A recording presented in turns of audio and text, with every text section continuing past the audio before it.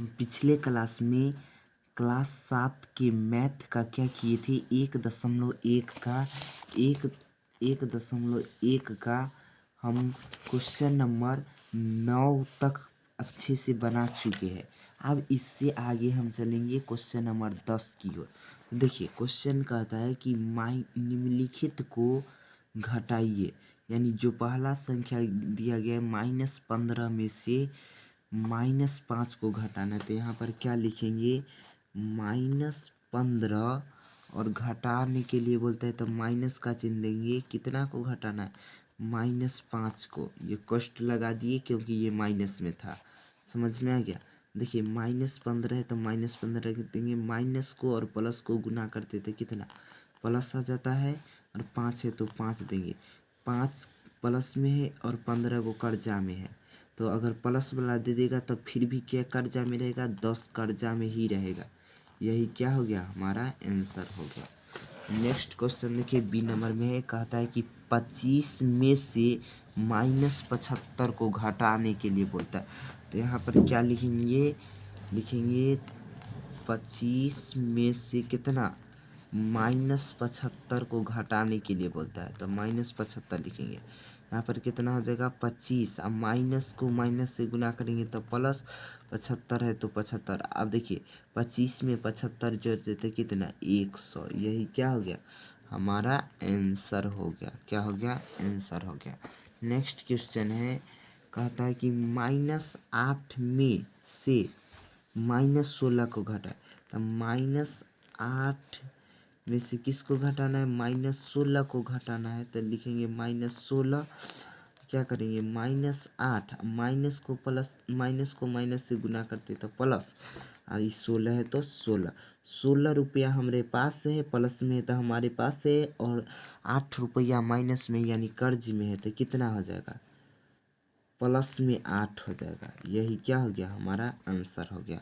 Next question है कि -20 में से -18 को घटाए। तो -20 में से कितना को घटाना है, -18 को घटाना है। घटाना मतलब कथी, माइनस का चिन्ह देंगे।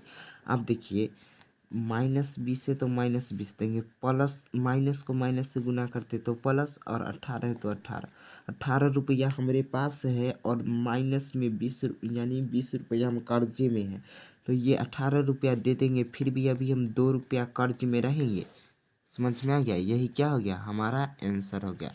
अब देखिए नेक्स्ट क्वेश्चन है, कहता है कि निम्नलिखित गुणों का एक एक उदाहरण दीजिए, यानी क्रम विनिमय नियम यानी गुण क्या होता है, इसका एक उदाहरण देने के लिए कहता है। तो चलिए हम पिछले क्लास में बतलाए थे क्रम विनिमय नियम क्या होता है, चलिए फिर से एक बार बतलाते हैं। देखिए यही ना बतलाए थे क्रम विनिमय गुण, जब दो पूर्णांक संख्या का योग तथा उसके उल्टे क्रम का योग समान होते हैं तो उन्हें क्रम विनिमय गुण कहते हैं। समझ में आ गया। तो चलिए क्या करते हैं, हम दो पहले लिखते हैं। क्या लिखेंगे, दो संख्या ले लेते हैं, दो पूर्णांक ले लेते हैं। मान लेते हैं 5 प्लस में कितना 2 ले लेते हैं, और फिर इसका क्या करता है, इसको उल्टे क्रम में हम लिखते हैं। उल्टे क्रम में लिखते हैं यानी 2 को पहले और 5 को क्या करते बाद में। अब देखिए दोनों का यदि योग करते हैं तो कितना होता है, दोनों का मान सेम होता है, तो हम कहेंगे ये क्रम विनिमय गुण है। किसका एग्जाम्पल है, क्रम विनिमय गुण का एग्जाम्पल है। चलिए अब सहचार्य गुण क्या होता है, तो फिर बतलाते हैं कि सहचार्य गुण क्या होता है। यहाँ पे देखिए लिखा हुआ है सहचार्य गुण, कि यदि 3 पूर्णांक को एक साथ किसी भी प्रकार से जोड़ा जाता है तो योग में कोई परिवर्तन नहीं होता है, तो उसे हम सहचार्य गुण कहते हैं। जैसे में यहाँ पर देखिए क्या किया गया है, 3 पूर्णांक है और 3 पूर्णांक में क्या किया गया है, पहले स्टेप में ए को छोड़ दिया गया है और बी और सी को जोड़ लिया गया। फिर दूसरे स्टेप में किया गया है कि ए और बी को जोड़ना है और सी को छोड़ देना है, और दोनों का मान यदि बराबर आता है तो कहेंगे ये सहचार्य गुण है। तो इसी प्रकार चलिए हम बतलाते हैं यहाँ पे ले लेते हैं क्वेश्चन। देखिए मान लेते हैं कि 5 प्लस में 2 अब प्लस में 6 है।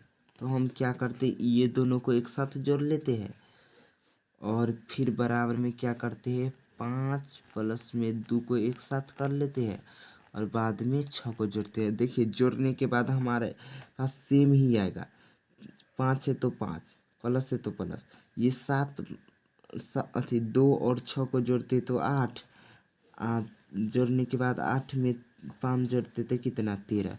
इसी प्रकार यहाँ 5 में 2 जोड़ते तो 7, प्लस में 6 तो 6 कितना आ गया, 13 के बराबर। समझ में आ गया? तो देखिए ये दोनों तरफ बराबर आ गया तो हम कहेंगे ये सहचारी गुण का एग्जाम्पल है। इसी प्रकार अब देखिए अगला है संबरक नियम। क्या है, संबरक नियम और योज्य प्रतिलोम। एक एक दोनों का उदाहरण देना है। तो हम संबरक नियम क्या होता है उसके बारे में पहले बतलाते हैं। तो यहाँ पर देखिए संबरक नियम क्या होता है। जब दो पूर्णांक संख्या का योग एक पूर्णांक ही प्राप्त होता है तो उसे संबरक गुण कहते हैं।